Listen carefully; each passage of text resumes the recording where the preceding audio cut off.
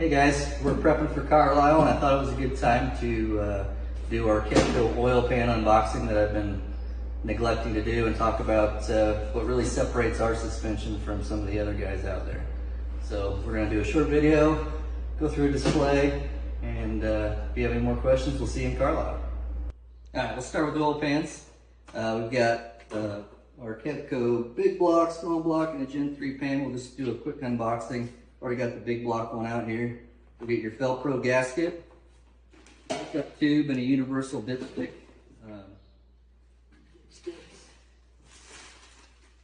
Like this. So these dipsticks, the brass bushing will go in the pan, and the actual tube part is a inverted flare, so that you can bend this custom. I'll show you on our display here in a little bit what that looks like, and then lock this down in your pan so that it fits and clears your headers and anything else you need to clear. Small block pan. Again, these are all rear sump pans that we offer from KEVKO. You do not have to get a KEVKO pan. You can use a stock rear sump pan. I will say that if you use a stock pan, the bottom of the pan will be 3 to 4 inches lower than your K-frame. That's why we want these style pans to get that up and give you more clearance. Again, your pickup tube, dipstick, gasket set from Velcro, and our Gen 3 pan. Same type of deal here. Universal dipstick, pickup tube stud, pickup tube, windage tray style gasket. The Hellcat pan will come with a Mopar windage tray and gasket instead of the Velcro. But again, these are complete kits that bolt right to your motor. Everything you need comes in the box.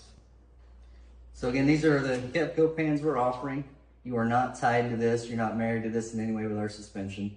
Regardless of what suspension you go with on these coilover conversions, you will have to go to a rear sump pan. We just wanted to make it easy, one-stop shop to be able to do that. Like I said, you can use a stock style Mopar rear sump pan. It will just hang lower in the car. Myladon also makes a pan for Gen 3 stuff. But again, KEVKO is American made. We wanted to offer all American made products, and they're close to home for us, so that's why we decided to go with them. Alright, now that we've unboxed our oil pans and talked about those a little bit, we're going to go over what sets our suspension apart from some of the competitors and what we did to improve the geometry. So here's our display. We'll have it at Carlisle so you guys can touch and feel and run this thing through any type of motions you want to see.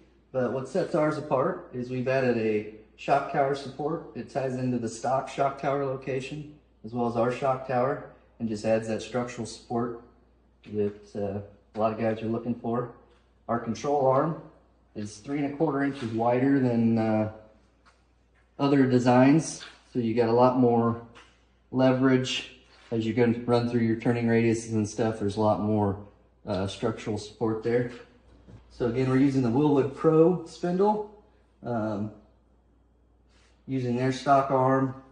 Other spindles that you would get from competitors have cut that forged spindle arm off and welded on a longer arm to get where we need to be. But with us getting that rack moved back, it allows us to utilize that Pro spindle without having to alter that part.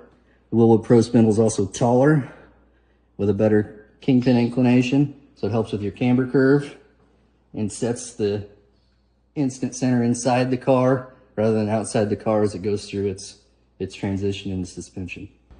So here's our universal dipstick that comes with our KEVKO pan options. Again, it's that inverted flare, so we just took a brake tubing bender, put a little bend in it so that it can come out, and like I said, it locks in place. You can loosen that invert, move it around if we need to, but you just lock that down in there.